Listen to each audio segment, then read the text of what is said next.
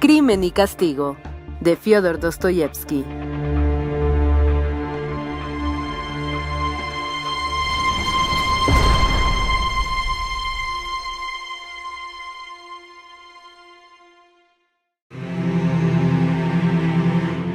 Y si el registro se ha efectuado ya, también podría ser que me encontrase con la policía en casa, pero en su habitación todo estaba en orden y no había nadie. Nastasia no había tocado nada. Señor, ¿cómo habré podido dejar las joyas ahí? Corrió al rincón, introdujo la mano detrás del papel, retiró todos los objetos. En total eran 8 piezas, 2 cajitas que contenían pendientes o algo parecido. No se detuvo a mirarlo. 4 pequeños estuches de tafilete, una cadena de reloj envuelta en un trozo de papel periódico y otro envoltorio igual que al parecer contenía una condecoración. Raskolnikov repartió todo esto por sus bolsillos, procurando que no abultara demasiado. Tomó también la bolsita y salió de la habitación, dejando la puerta abierta de par en par. Avanzaba con paso rápido y firme. Estaba rendido, pero conservaba la lucidez mental. Temía que la policía estuviera ya tomando medidas contra él, que al cabo de media hora, o tal vez solo de un cuarto, hubiera decidido seguirle. Por lo tanto, había que apresurarse a hacer desaparecer aquellos objetos reveladores. No debía cejar en este propósito mientras le quedara el menor residuo de fuerzas y de sangre fría. ¿A dónde ir? Este punto estaba ya resuelto. Arrojaré las cosas al canal y el agua se las tragará, de modo que no quedará ni rastro de este asunto. Así lo había decidido la noche anterior, en medio de su delirio, e incluso había intentado varias veces levantarse para llevar a cabo cuanto antes la idea. Sin embargo, la ejecución de este plan presentaba grandes dificultades. Durante más de media hora se limitó a errar por el malecón del canal, inspeccionando todas las escaleras que conducían al agua. En ninguna podía llevar a la práctica su propósito. Aquí había un lavadero lleno de lavanderas. Allí había varias barcas amarradas a la orilla. Además, el malecón estaba repleto de transeúntes. Se le podía ver desde todas partes, y quien lo viera le extrañaría que un hombre bajara las escaleras expresamente para echar una cosa al agua. Por añadidura, los estuches podían quedar flotando, y entonces todo el mundo los vería. Lo peor era que las personas con que se cruzaba le miraban de un modo singular, como si él fuera lo único que les interesara. ¿Por qué me mirarán así? ¿O todo será obra de mi imaginación? Al fin pensó que acaso sería preferible que se dirigiera al Neva. En sus malecones había menos gente, allí llamaría menos la atención, le sería más fácil tirar las joyas y, detalle importantísimo, estaría más lejos de su barrio. De pronto se preguntó, asombrado, por qué habría estado errando durante media hora ansiosamente por lugares peligrosos cuando se le ofrecía una solución tan clara. Había perdido media hora entera tratando de poner en práctica un plan insensato forjado en un momento de desvarío. Cada vez era más propenso a distraerse, su memoria vacilaba y él se daba cuenta de ello. Había que apresurarse. Se dirigió al Neva por la Quinta Avenida, pero todo el camino tuvo otra idea. ¿Por qué ir al Neva? ¿Por qué arrojar los objetos al agua? ¿No era preferible ir a cualquier lugar lejano, a las islas, por ejemplo, buscar un sitio solitario en el interior de un bosque y enterrar las cosas al pie de un árbol, anotando cuidadosamente el lugar donde se hallaba el escondite? Aunque sabía que en aquel momento era incapaz de razonar lógicamente, la idea le pareció sumamente práctica. Pero estaba escrito que no había de llegar a las islas. Al desembocar en la plaza que hay al final de la Quinta Avenida, vio a su izquierda la entrada de un gran patio protegido por altos muros. A la derecha había una pared que parecía no haber estado pintada nunca y que pertenecía a una casa de altura considerable.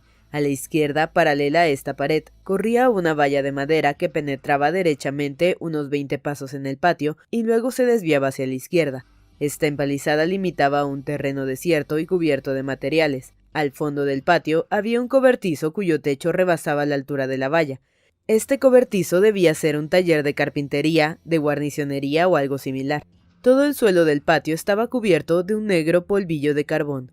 He aquí un buen sitio para tirar las joyas, pensó. Después se va uno y asunto concluido. Advirtiendo que no había nadie, penetró en el patio. Cerca de la puerta, ante la empalizada, había uno de esos canalillos que suelen verse en los edificios donde hay talleres.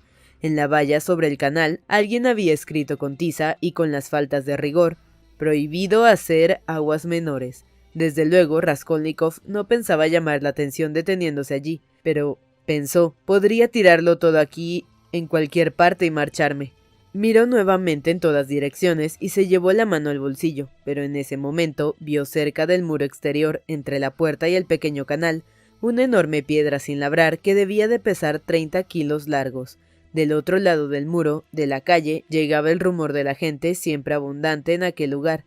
Desde fuera nadie podía verle, a menos que se asomara al patio. Sin embargo, esto podía suceder. Por lo tanto, había que obrar rápidamente. Se inclinó sobre la piedra, la tomó con ambas manos por la parte de arriba, reunió todas sus fuerzas y consiguió darle la vuelta. En el suelo apareció una cavidad. Raskolnikov vació en ella todo lo que llevaba en los bolsillos. La bolsita fue lo último que depositó. Solo el fondo de la cavidad quedó ocupado. Volvió a rodar la piedra y ésta quedó en el sitio donde antes estaba. Ahora sobresalía un poco más, pero Raskolnikov arrastró hasta ella un poco de tierra con el pie, y todo quedó como si no se hubiera tocado. Salió y se dirigió a la plaza. De nuevo, una alegría inmensa, casi insoportable, se apoderó momentáneamente de él.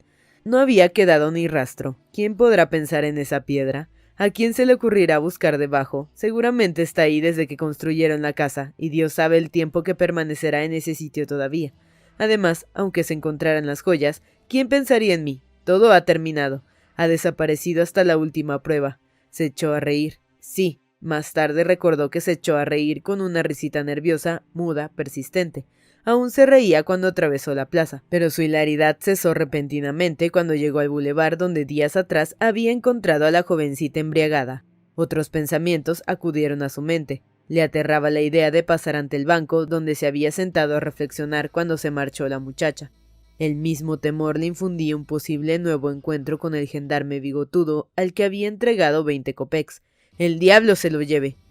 Siguió su camino, lanzando en todas direcciones miradas coléricas y distraídas. Todos sus pensamientos giraban en torno a un solo punto, cuya importancia reconocía. Se daba perfecta cuenta de que por primera vez, desde hacía 2 meses, se enfrentaba a solas y abiertamente con el asunto. «Que se vaya todo al diablo», se dijo de pronto en un arrebato de cólera. «El vino está escanciado y hay que beberlo. El demonio que se lleve a la vieja y a la nueva vida. Qué estúpido es todo esto, señor. Cuántas mentiras he dicho hoy. ¿Y cuántas bajezas he cometido? ¿En qué miserables vulgaridades he incurrido para traerme la benevolencia del detestable Ilia Petrovich? Pero bah, ¿qué importa? Me río de toda esa gente y de las torpezas que yo haya podido cometer. No es esto lo que debo pensar ahora». De súbito se detuvo. Acababa de planteársele un nuevo problema, tan inesperado como sencillo, que le dejó atónito. Sí, como crees, has procedido en todo este asunto como un hombre inteligente y no como un imbécil si perseguías una finalidad claramente determinada. ¿Cómo se explica que no hayas dirigido ni siquiera una ojeada al interior de la bolsita? Que no te hayas preocupado de averiguar lo que ha producido ese acto por el que has tenido que afrontar toda suerte de peligros y horrores.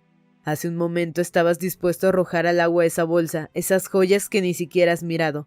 ¿Qué explicación puedes dar a esto? Todas estas preguntas tenían un sólido fundamento. Lo sabía desde antes de hacérselas. La noche en que había resuelto tirarlo todo al agua, había tomado esa decisión sin vacilar, como si hubiese sido imposible obrar de otro modo. Sí, sabía todas esas cosas y recordaba hasta los menores detalles. Sabía que todo había de ocurrir como estaba ocurriendo. Lo sabía desde el momento mismo en que había sacado todos los estuches del arca sobre la cual estaba inclinado. Sí, lo sabía perfectamente. La causa de todo es que estoy muy enfermo, se dijo al fin sombríamente. Me torturo y me hiero a mí mismo. Soy incapaz de dirigir mis actos. Ayer, anteayer y todos estos días no he hecho más que martirizarme. Cuando esté curado ya no me atormentaré. Pero, ¿y si no me curó nunca? Señor, qué harto estoy de toda esta historia. Mientras así reflexionaba, proseguía su camino. Anhelaba librarse de estas preocupaciones, pero no sabía cómo podría conseguirlo. Una sensación nueva se apoderó de él con fuerza irresistible y su intensidad aumentaba por momentos. Era un desagrado casi físico. Un desagrado pertinaz, rencoroso, por todo lo que encontraba en su camino, por todas las cosas y todas las personas que lo rodeaban. Le repugnaban los transeúntes, sus caras, su modo de hablar, sus menores movimientos. Sentía deseos de escupirles a la cara. Estaba dispuesto a morder a cualquiera que le hablase. Al llegar al malecón del pequeño Neva, en Vasilievsky Ostrov, se detuvo en seco cerca del puente. May vive en esa casa, pensó. ¿Pero qué significa esto? Mis pies me han traído maquinalmente a la vivienda de Razumikine. Lo mismo me ocurrió el otro día. Esto es verdaderamente chocante. ¿He venido expresamente o estoy aquí por obra del azar? Pero esto poco importa. El caso es que dije que vendría a casa de Razumikine al día siguiente. Pues bien, ya he venido. ¿Acaso tiene algo de particular que le haga una visita? Subió al 5º piso. En él habitaba Razumikine. Se hallaba éste escribiendo en su habitación. Él mismo fue a abrir. No se habían visto desde hacía 4 meses. Llevaba una bata vieja, casi hecha jirones. Sus pies solo estaban protegidos por pantuflas. Tenía revuelto el cabello. No se había afeitado ni lavado. Se mostró asombrado al ver a Raskolnikov. «¿De dónde sales?», exclamó mirando a su amigo de pies a cabeza. Después lanzó un silbido. «¿Tan mal te ven las cosas? Evidentemente, hermano, nos aventajas a todos en elegancia», añadió observando los andrajos de su camarada. «Siéntate, pareces cansado». Y cuando Raskolnikov se dejó caer en el diván turco, tapizado de una tela vieja y rosada, un diván, entre paréntesis, peor que el suyo, Razumikine advirtió que su amigo parecía no encontrarse bien. «Tú estás enfermo, muy enfermo. ¿Te has dado cuenta?». Intentó tomarle el pulso, pero Raskolnikov retiró la mano. «Va, ¿para qué?», dijo. «He venido aquí porque me he quedado sin lecciones y yo quisiera... No me hacen falta para nada las lecciones». Razumikine le observaba atentamente. «¿Sabes una cosa, amigo? Estás delirando». «Nada de eso, yo no deliro», replicó Raskolnikov levantándose. Al subir a casa de Razumikine, no había tenido en cuenta que iba a verse frente a frente con su amigo, y una entrevista con quien quiera que fuese le parecía en aquellos momentos lo más odioso del mundo. Apenas hubo franqueado la puerta del piso, sintió una cólera ciega contra Razumikine. «Adiós», exclamó dirigiéndose a la puerta. «Espera, hombre, espera, ¿estás loco?» «Déjame», dijo Raskolnikov, retirando bruscamente la mano que su amigo le había tomado. «Entonces, ¿a qué diablos has venido? Has perdido el juicio. Esto es una ofensa para mí. No consentiré que te vayas así». «Bien, escucha. He venido a tu casa porque no conozco a nadie más que a ti para que me ayude a volver a empezar. Tú eres mejor que todos los demás, es decir, más inteligente, más comprensivo. Pero ahora veo que no necesito nada, ¿entiendes? Absolutamente nada. No me hacen falta los servicios ni la simpatía de los demás. Estoy solo y me basto a mí mismo. Eso es todo. Déjame en paz». «Pero escucha un momento, Botarate. ¿Es que te has vuelto loco? Puedes hacer lo que quieras, pero yo tampoco tengo lecciones y me río de eso. Estoy en tratos con el librero Kerubimov, que es una magnífica lección en su género. Yo no lo cambiaría por 5 lecciones en familias de comerciantes. Ese hombre publica libritos sobre ciencias naturales, pues esto se vende como el pan. Basta buscar buenos títulos. Me has llamado imbécil más de una vez, pero estoy seguro de que hay otros más tontos que yo. Mi editor, que es poco menos que analfabeto, quiere seguir la corriente de la moda y yo naturalmente le animo.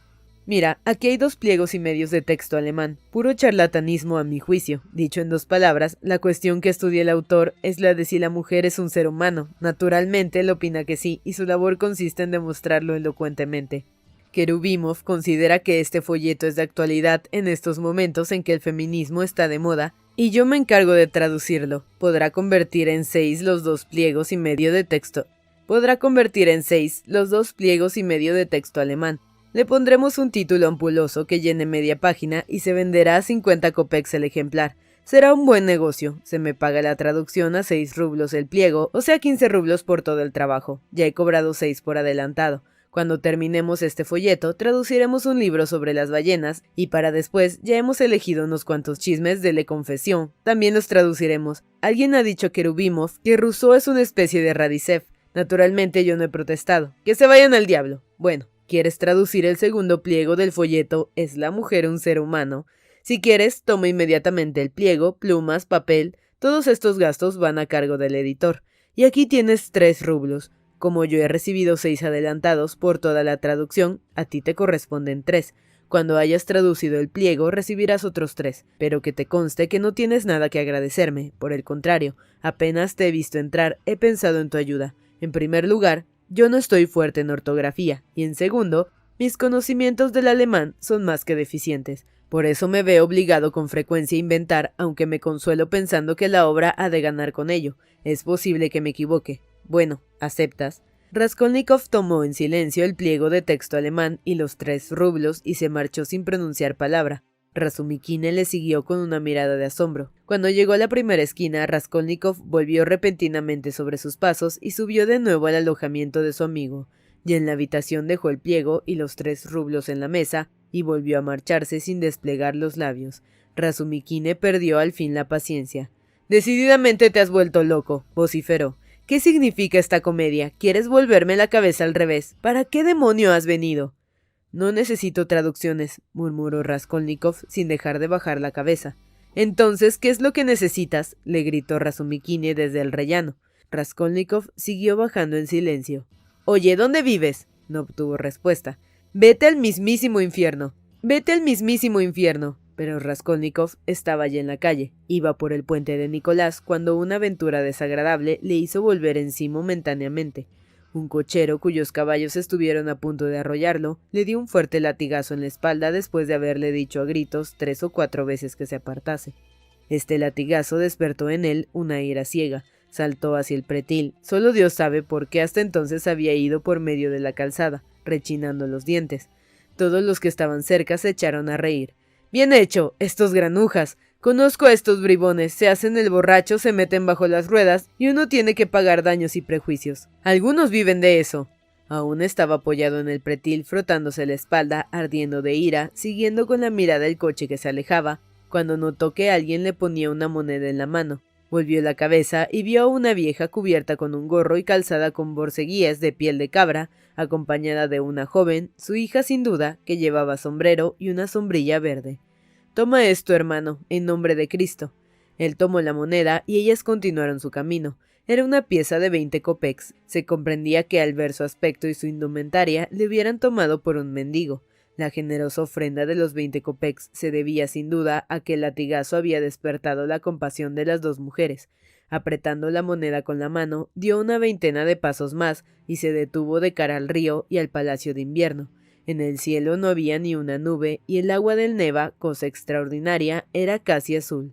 La cúpula de la catedral de San Isaac, aquel era precisamente el punto de la ciudad desde donde mejor se veía, lanzaba vivos reflejos. En el transparente aire se distinguían hasta los menores detalles de la ornamentación de la fachada.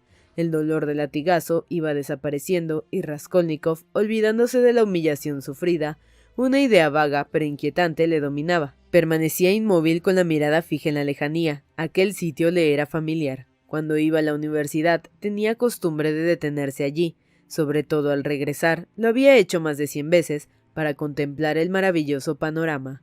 En aquellos momentos experimentaba una sensación imprecisa y confusa que le llenaba de asombro. Aquel cuadro esplendoroso se le mostraba frío, algo así como ciego y sordo a la agitación de la vida. Esta triste y misteriosa impresión que invariablemente recibía le desconcertaba, pero no se detenía a analizarla, siempre dejaba para más tarde la tarea de buscarle una explicación. Ahora recordaba aquellas incertidumbres, aquellas vagas sensaciones, y este recuerdo, a su juicio, no era puramente casual. El simple hecho de haberse detenido en el mismo sitio que antaño, como si hubiese creído que podía tener los mismos pensamientos e interesarse por los mismos espectáculos que entonces, e incluso que hacía poco, le parecía absurdo, extravagante y hasta algo cómico, a pesar de que la amargura oprimía su corazón. Tenía la impresión de que todo este pasado, sus antiguos pensamientos e intenciones, los fines que había perseguido, el esplendor de aquel paisaje que también conocía, se había hundido hasta desaparecer en un abismo abierto a sus pies. Le parecía haber echado a volar y ver desde el espacio cómo todo aquello se esfumaba. Al hacer un movimiento maquinal, notó que aún tenía en su mano cerrada la pieza de 20 kopecks. Abrió la mano, estuvo un momento mirando fijamente la moneda y luego levantó el brazo y la arrojó al río. Inmediatamente emprendió el regreso a su casa. Tenía la impresión de que había cortado, tan limpiamente como con unas tijeras, todos los lazos que le unían a la humanidad, a la vida. Caía la noche cuando llegó a su alojamiento. Por lo tanto, había estado vagando durante más de 6 horas. Sin embargo, ni siquiera recordaba por qué calles había pasado. Se sentía tan fatigado como un caballo después de una carrera. Se desnudó, se tendió en el diván, se echó encima su viejo sobretodo y se quedó dormido inmediatamente. La oscuridad era ya completa cuando le despertó un grito espantoso. ¡Qué grito, señor! Y después, jamás había oído Raskolnikov gemidos, aullidos, sollozos, rechinar de dientes, golpes como los que entonces oyó. Nunca habría podido imaginarse un furor tan bestial. Se levantó aterrado y se sentó en el diván trastornado por el horror y el miedo. pero los golpes, los lamentos, las invectivas eran cada vez más violentos. De súbito, con profundo asombro, reconoció la voz de su patrona. La viuda lanzaba ayes y alaridos. Las palabras salían de su boca anhelantes. Debía de suplicar que no le pegasen más, pues seguían golpeándola brutalmente. Esto sucedía en la escalera. La voz del verdugo no era sino un ronquido furioso. Hablaba con la misma rapidez y sus palabras presurosas y ahogadas eran igualmente ininteligibles. De pronto Raskolnikov empezó a temblar como una hoja. Acababa de reconocer aquella voz. Era la de Ilia Petrovich. Ilia Petrovich estaba allí tundiendo a la patrona. La golpeaba con los pies y su cabeza iba a dar contra los escalones. Esto se deducía claramente del sonido de los golpes y los gritos de la víctima. Todo el mundo se conducía de un modo extraño. La gente acudía a la escalera, atraída por el escándalo, y allí se aglomeraba. Salían vecinos de todos los pisos. Se oían exclamaciones, ruidos de pasos que subían o bajaban, portazos. ¿Pero por qué le pegan de ese modo? ¿Y por qué lo consienten los que lo ven?, se preguntó Raskolnikov, creyendo haberse vuelto loco. Pero no se había vuelto loco, ya que era capaz de distinguir los diversos ruidos. Por lo tanto, pronto subirían a su habitación. Porque seguramente todo esto es por lo de ayer. Señor, señor. Intentó pasar el pestillo de la puerta, pero no tuvo fuerzas para levantar el brazo. Por otra parte, ¿para qué? El terror helaba su alma, la paralizaba. Al fin, aquel escándalo que había durado 10 largos minutos se extinguió poco a poco. La patrona gemía débilmente. Ilia Petrovich seguía profiriendo juramentos y amenazas. Después, también él enmudeció y ya no se le volvió a oír. Señor, ¿se habrá marchado? Ahora se va, y la patrona también, gimiendo, hecho un mar de lágrimas. Un portazo, los inquilinos van regresando a sus habitaciones. Primero lanzan exclamaciones, discuten, se interpelan a gritos, después solo cambian murmullos. Debían de ser muy numerosos, la casa entera debía de haber acudido. ¿Qué significa todo esto, señor? ¿Para qué, en nombre del cielo, habrá venido este hombre aquí? Raskolnikov, extenuado, volvió a echarse en el diván, pero no consiguió dormirse. Había transcurrido una media hora y era presa de un horror que no había experimentado jamás, cuando de pronto se abrió la puerta y una luz iluminó el aposento. Apareció Nastasia con una bujía y un plato de sopa en las manos. La sirvienta lo miró atentamente y una vez segura de que no estaba dormido, depositó la bujía en la mesa y luego fue dejando todo lo demás: el pan, la sal, la cuchara y el palo. Seguramente no has comido desde ayer. Te has pasado el día en la calle aunque ardías en fiebre. Oye, Nastasia, ¿por qué le han pegado a la patrona? Ella lo miró fijamente. ¿Quién le ha pegado? Ha sido hace poco, cosa de media hora, en la escalera. Ilia Petrovich, el ayudante del comisario de policía, le ha pegado. ¿Por qué? ¿A qué ha venido? Nastasia frunció las cejas y le observó en silencio largamente. Su inquisitiva mirada turbó a Raskolnikov e incluso llegó a atemorizarle. ¿Por qué no me contestas, Nastasia?, preguntó con voz débil y acento tímido. Esto es la sangre, murmuró al fin la sirvienta, como hablando consigo misma. ¿La sangre? ¿Qué sangre?, balbuceó él, palideciendo y retrocediendo hacia la pared. Nastasia seguía observándole. Nadie le ha pegado a la patrona, dijo con voz firme y severa. Él se quedó mirándola sin respirar apenas. Lo he oído perfectamente, murmuró con mayor apocamiento aún. No estaba dormido, estaba sentado en el diván, aquí mismo. Lo he estado oyendo un buen rato. El ayudante del comisario ha venido. Todos los vecinos han salido a la escalera. Aquí no ha venido nadie. Es la sangre lo que te ha trastornado. Cuando la sangre no circula bien, se cuaja en el hígado y uno delira.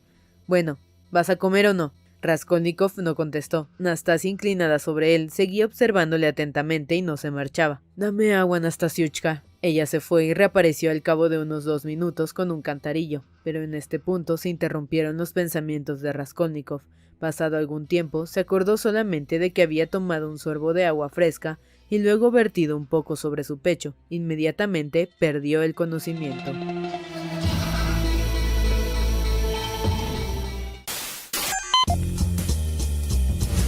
Capítulos todos los lunes, miércoles y viernes. ¡Suscríbete! El Cuentero, con historias para tus oídos.